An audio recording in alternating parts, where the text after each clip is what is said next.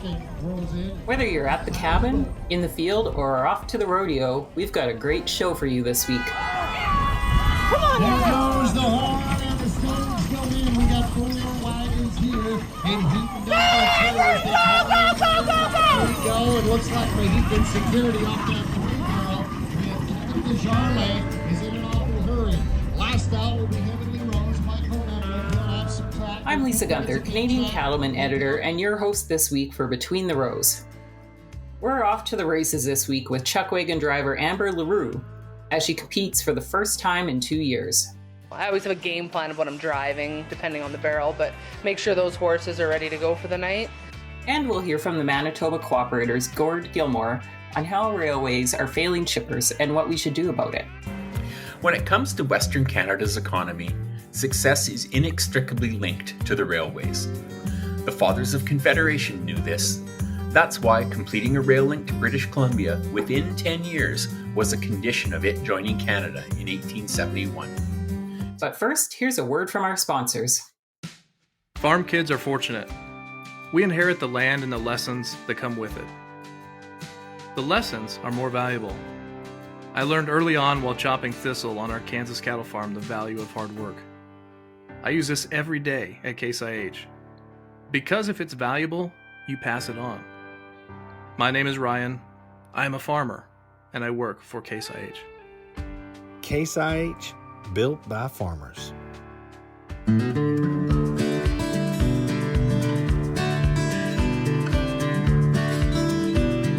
I'm Lisa Gunther of Canadian Cattleman Magazine, and you're listening to Between the Rows. Earlier this spring, we heard from Amber LaRue as she prepared for the chuckwagon season. Her first without her father there to cheer her on and pitch in. In June, I caught up with Amber at Poundmaker First Nation. It was Amber's first race since 2019. While I was there, I also chatted with chuckwagon driver Jamie Labacane and judge Dale Haroldson about what it takes to be part of this high-octane sport.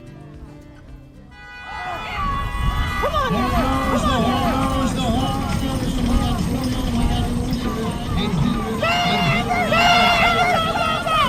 It looks like we're heaping security off that. Describe your wagon for us, actually, because it's kind of a unique design, I think. It's kind of a combination of, when I ran ponies, I had like a weird lace design on my pony wagon. So I kind of wanted to bring that forward in 2019 because it was very feminine and unique and flashy. And then after 2019, I'm like, well, that's part of me, but I'm also very much a warrior going into this. And every part of my life I've had to be strong with and everything, so we wanted a little more strength with it. So we have a warrior woman on the side of it, and we incorporated, this is Iron Jet and Jordan Buckle artwork. She did the design of the woman and the unicorn and the mystical part in the middle of it, and then Iron Jet incorporated it with my old decal, so it's all one flowing piece, and it even flows into my tarp. And yeah, it's a piece of artwork on the side of a wagon. It's really cool.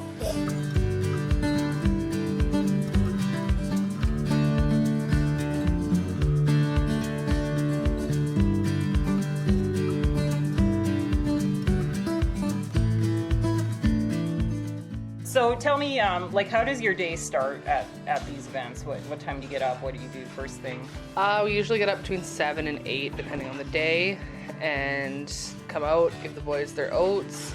They eat for as long as they want to, kind of thing. And then we make sure the pens have water, a bit of hay, a bit of oats in them. They get kicked out into electric fence till noon. And the barn gets cleaned, stripped. Water pails get dumped. Their oat pails all get cleaned out. They get fresh oats, fresh water, fresh hay for the afternoon, and they come in at noon, and then make sure everyone's looked over, kind of decide, I always have a game plan of what I'm driving, depending on the barrel, but make sure those horses are ready to go for the night. And then we get some rest in the afternoon. We have breakfast, and then we get some rest, take care of whatever needs taken care of, and then around 4 or 5 o'clock, things start get rolling, make sure all the bits are right on the harness and everything's ready. Everyone's brushed and clean and ready to go out to the track, which is going to be a bit of a project later this afternoon because they've been rolling in the mud. But and then pre-race, I'm in heat 2 tonight, so our start time's at 7 o'clock, so we have to be ready to roll by about 6:50. So Okay. these guys will be getting harnessed around a little after 6, and yeah. And we're standing in their barn right now, which is like a tarp setup kind of off of your trailer. So listeners may hear a little bit of wind and the horses. How many horses do you have here? Do you have all 3 teams? Or? Yeah, I have 3 full wagon outfits and 3 outriding horses with me, and some of the wagon horses can do double duty as outriding horses, but yeah, I have my 3 outfits and 3 outriding horses, so 15 total.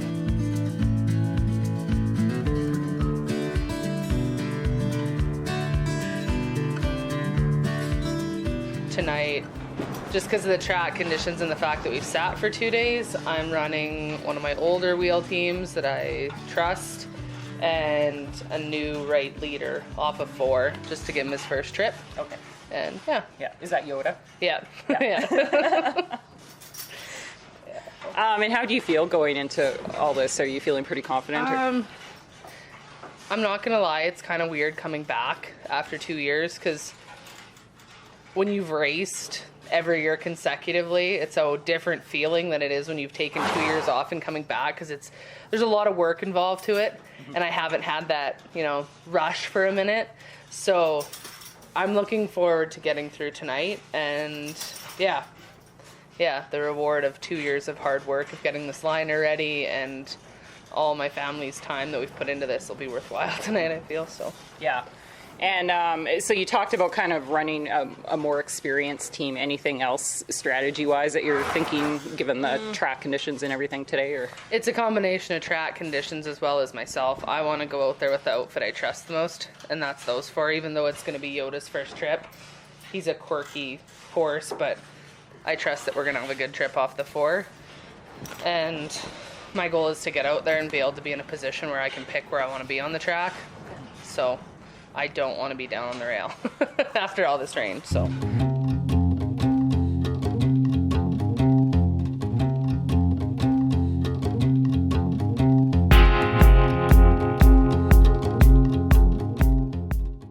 Okay, Dale Harrelson from Melfort, Saskatchewan. I've been in the chuck wagon business pretty well all my life. We buy and sell and race thoroughbred race horses. I raced with CPC a lot of years ago, and my son Tim Harrelson run here for quite a few years, and he went over to the World Association for a number of years and retired in 2014.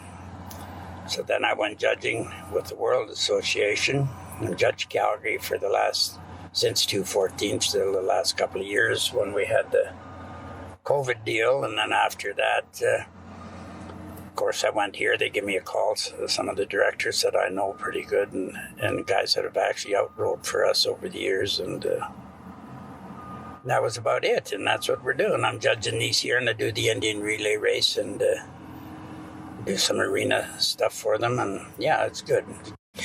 so, and what does it take to be a judge for chuck wagon racing? Like, what's involved? Well, the first thing, you got to be honest. You can sleep with the guy or the girl, it don't matter. But when you go to chuck wagon race, you got to call what you see, not what somebody else tells you. You call what you see, and it's got to be straight up front. No BS. And that's about it. Honesty is a big thing, and you got to know the game. I mean, you just can't come in off the street and be a chuck wagon judge. You got to have some idea what it's all about. And it's actually a pretty good deal, But you got to be a chuck wagon person in order to do it. I mean, you just can't come in out of the blue like that, and you got to know what you're doing, and you got to know the difference between a horse and an elephant. You know what I mean? Yeah. We just watch that they're not running into one another and over the barrels and into, they're keeping the game straight out there, and they're not endangering the horses or themselves. That's about what it is. It's a safety deal, and that's why we're there.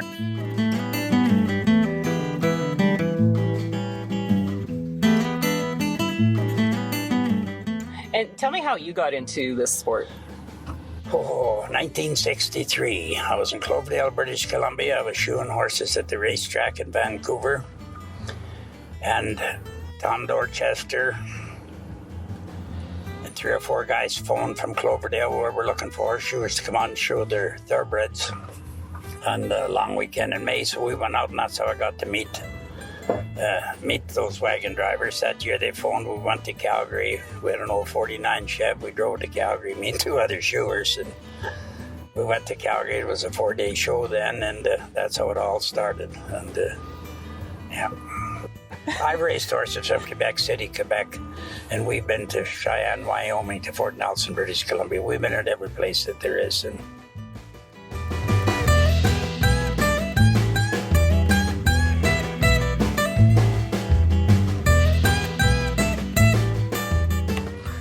Jamie Labakin. Been driving since 2006, I guess, and yeah, I don't know. And your parents are into chuck wagon racing as well, right? Yeah, my dad started, I think, back in 1969 and raced till 2014. I think it was 47 years or something like that, 46, 47 years. I started out riding when I was 15 years old, and then started driving a year after I graduated from high school. So I've been driving for a long time. I quit out riding back in 2013 after a knee injury, and yeah, I've been part of the sport my whole life. It's in my blood, and I love it. So what does it like? What's involved in being a chuck wagon driver? I mean, obviously it's a lot of work and expense, of course, but and horsemanship. But yeah, just tell me what you see as important. Everything. It's a full-time job, 365 days a year. It's not like, let's just say owning a race car where you can park it in the garage at the end of the season and come back to it. You got all these horses that you got to feed and look after throughout not just the race season, but throughout the whole winter. And that comes with farriers and, everything else that comes with owning horses.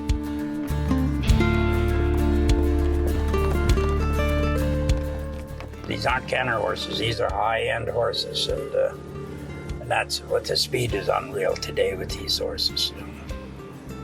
But no, they look at these horses. I'm sure in the majority of the barns come first. They eat before you do. Mm-hmm. Yeah. And then and if you don't go there with that incentive that the horse is first, you better pack your gear and go home.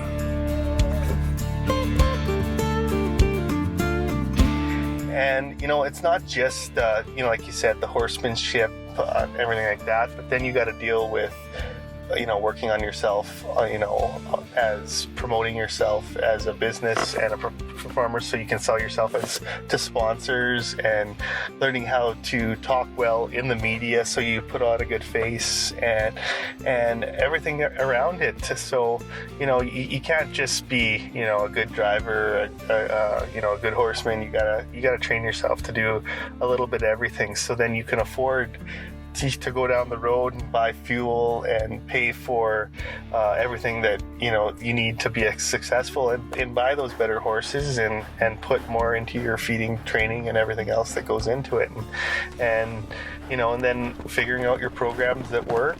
And it takes a lot of time and effort to find those horses, and you got to be able to recognize the talent and develop them. So I always tell somebody, they asked me, I said, I'm a driver, yes, but I'm also a coach. It's my job to figure out where these equine athletes fit best on my wagon so I can get the best out of them every single go. So, and as a coach, you gotta work on the whole program as far as it goes for your feeding program, your training program, and your driving on top of that. So you have to have a lot of hats when you're a wagon driver.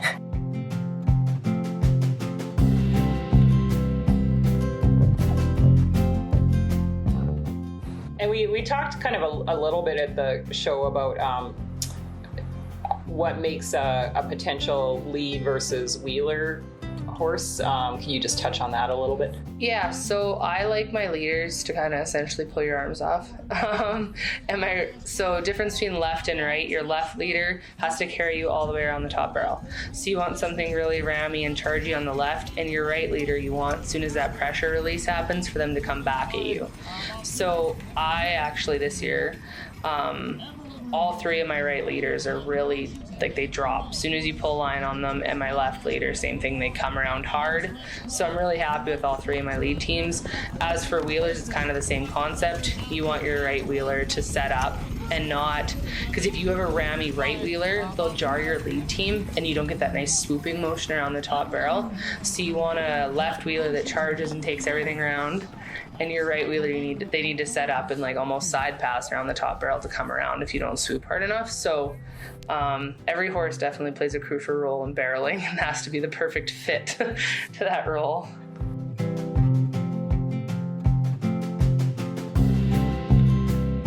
You got to use a lot of common sense, and you got to love horses. You got to respect them. Not just the horse, but you got to respect the people you're working with. You know, it's not a big shot game here. They're just all down to earth people, and that's about it.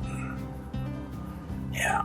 And you got to have the want to drive. You got to have the desire to, you know, it's I don't know, quite a adrenaline rush, I guess, but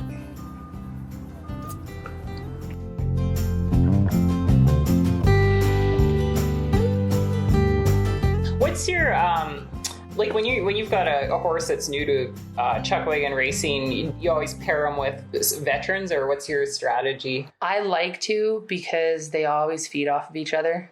And if you put them, so I actually didn't, out of 15 horses, I didn't run one.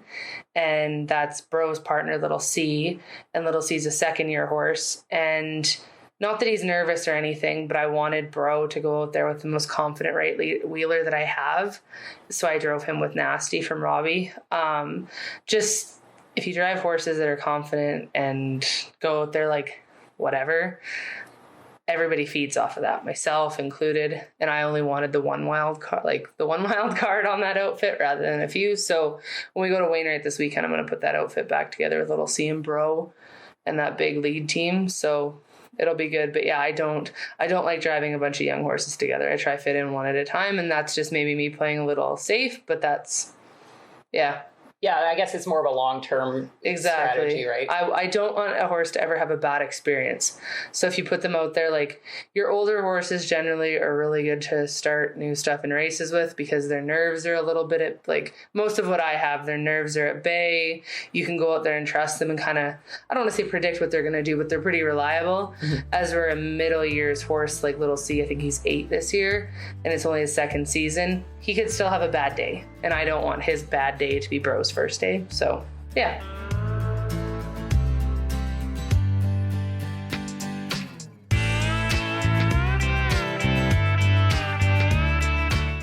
That's interesting. And then, I mean, on the people side, you've got like this whole crew too, and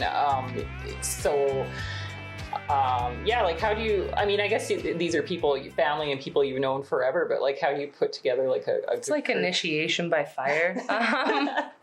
So it's my fiance Brock's first season. We got together in the fall of 2019 after my first season.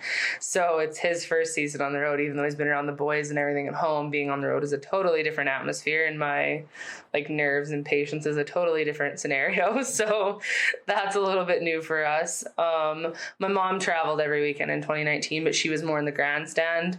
But now that I need more help, she's back and she's leading out riding horses and brushing and helping with barn and being camp cook. She's really stepped into a big role. And my one outrider, Buddy Gran, is traveling with us this year, which is really nice. He's super handy with the horses and knows all of them. And then the most like instrumental is my good friend Kelsey Hardstaff. He's stepped up and is coming with us. I'm really good friends with his wife, Adina. And Kelsey's assistant driving for me and helping out and keeping my nerves at bay more than anything. He drove ponies for years, and that's how we know each other. So he's a good guy to have around because he knows how to hook, he knows how to handle horses, and he knows how to handle pre-game pressure, which is really important. So he's been really instrumental in keeping my everything rolling together and keeping me calm. So all riding for Amber LaRue, Buddy Gran, and Basil Mosquito. Ryan Martin's on the line with Michael Mender. Roll on in. I think we got everything ironed out. Iron Jet into 4. The Heakin security into 2.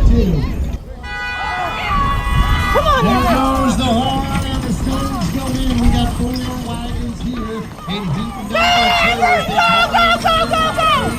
looks like Mohican security off that 3-barrel. Kevin Desjardins is in an awful hurry. Off back about 3 to the leader to 5. Island Jet Promotions and Amber LaRue. That's Keith Big. And play a little Three Roads as the Thunder goes into that third corner. You see the white spades of that Rocky Brender outfit. Antoine Trucking is trucking here on the Poundmaker Crane Nation. Now Kevin Desjardins, Mohican security. He's not going to let him get away too far. He's back by about 2 lengths, maybe a length and 3/4 as they turn forward, ask for a little more down the home stretch drive. The white spades are out there tonight. They mean business. Rocky Brender's outfit. Antoine Trucking is going to win this one. Driven by Lane Turkey, wins by about 2 lengths ahead of Mohican security. Amber LaRue goes in third. Iron Jet Promotions and Heavenly Rose.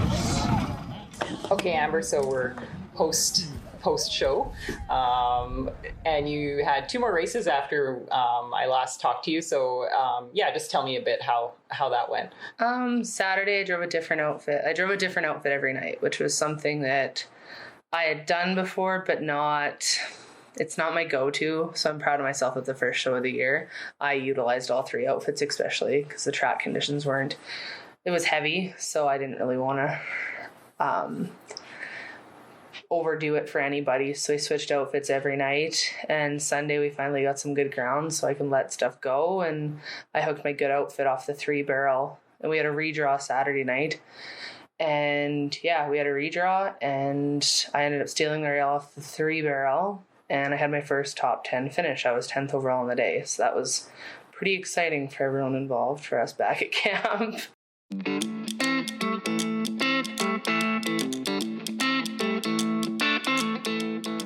That was Amber LaRue, Jamie Labacane, and Dale Haraldson.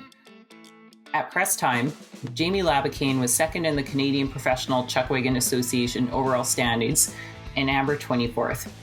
You can find Amber and Jamie on Instagram and Facebook.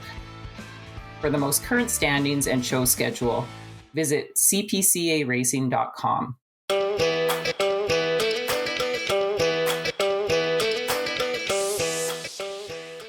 Canada's railways are like the circulatory system of our economy, moving goods across the country, says Gord Gilmour, editor of the Manitoba Co-operator. So what do we do when those arteries get clogged? Gord shares his thoughts.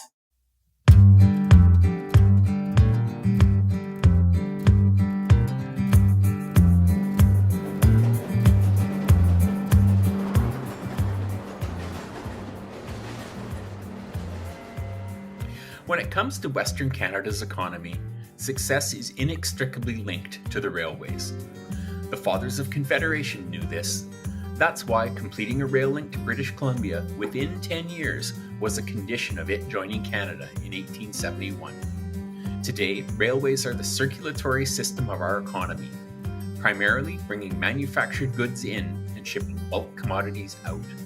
But lately, those arteries have been clogged, and shippers are increasingly complaining of poor service. Here are 4 things everyone in agriculture should know about our major railways. Number 1. There may be 2 of them, but there isn't much overlap on their networks. One runs straight south across the bottom of the prairies, the other in an arc across the top of the prairies. If you're shipping grain on an elevator on one of these lines, or the network that connects to them, you really don't have any choice who you're shipping with. Number 2. Trucking is cost prohibitive. We don't have a natural waterway like the Mississippi River, and we're an exporting nation. If you're growing grain on the prairies, most of it's moving to port position on a railway. Number 3. All operators are busy at this time. Please hold. Please hold while we connect you to the next available agent. Because there aren't any alternatives, railways don't have to worry about service. They know they'll get to move that grain sooner or later. Your call is very important to us. Please hold. So instead, they spend most of their energy keeping their costs as low as possible, which is what their shareholders demand. Unfortunately, that means there's no surge capacity to recover if there's a flood, bad weather, or a labor disruption. No, seriously, you really matter. Please hold.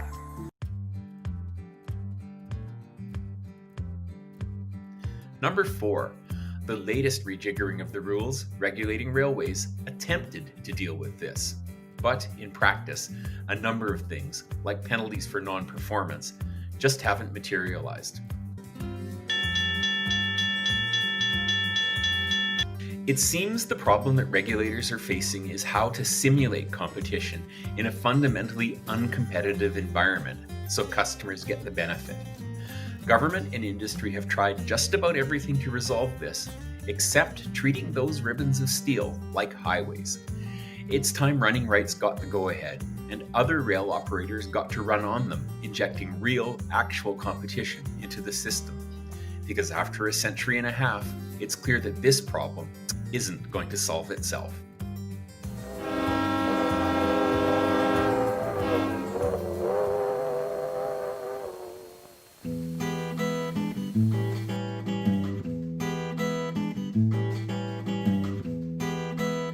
That was Gord Gilmour, editor of the Manitoba Co-operator. That's it for Between the Rows this week. Thanks to Bruce Thorson for his fine work weaving together this show. Thanks as well to Gord and all our guests this week. I'm Lisa Gunther, your host this week and editor of Canadian Cattleman. Thanks for listening and enjoy your summer.